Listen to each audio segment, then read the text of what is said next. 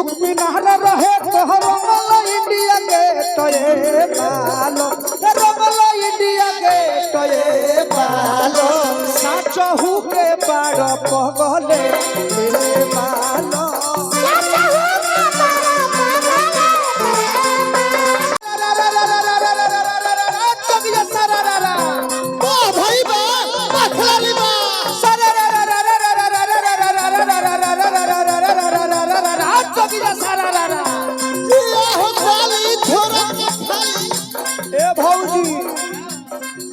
और तीनों बहन जौन बारी से रोड कोड़ के छोड़ देले बारी। अरे रहरी के तीन पाता रहरी के तीन पाता रहरी के तीन पाता रहरी के तीन पाता तीनों छिटना रहे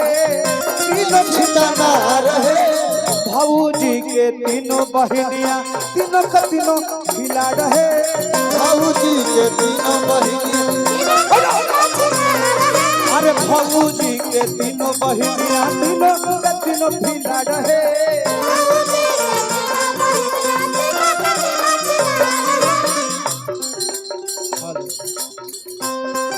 लाखों लाखों पुरस्कार स्वागत अभिनंदन भाई की ओर से लागो रहो भाई हो।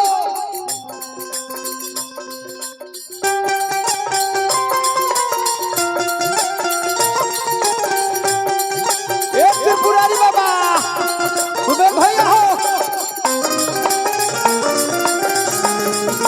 होली हा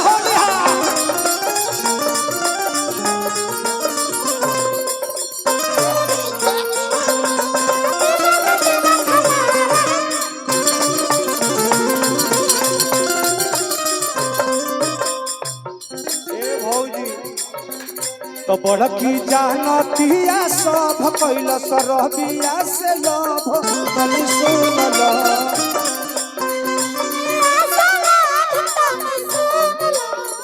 तो बड़की जानतिया सब कैल सरबिया से लभ तनी सुनल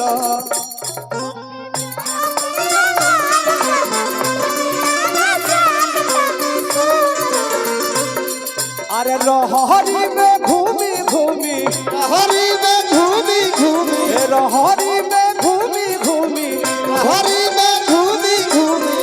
होटल जोगाड़ है भौजी के तीन बहनिया तीनों का तीनों खिला रहे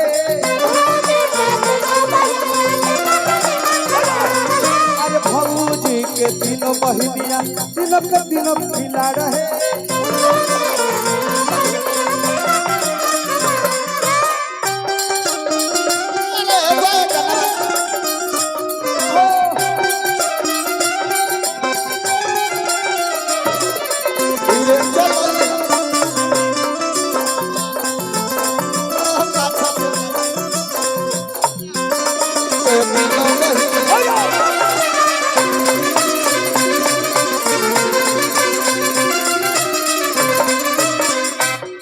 अरे रंग के कुतुब मीनार रहे तो रंगला इंडिया गेट ए बालो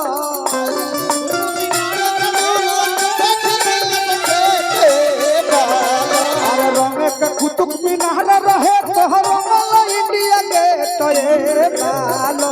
रंगला इंडिया गेट ए बालो साचहु के बाड़ पगले ए बालो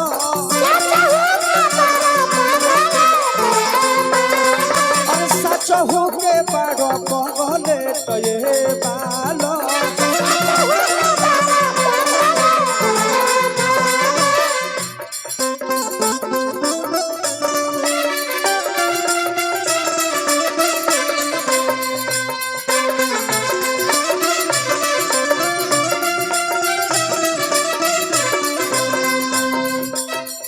भाई भाई ये हालो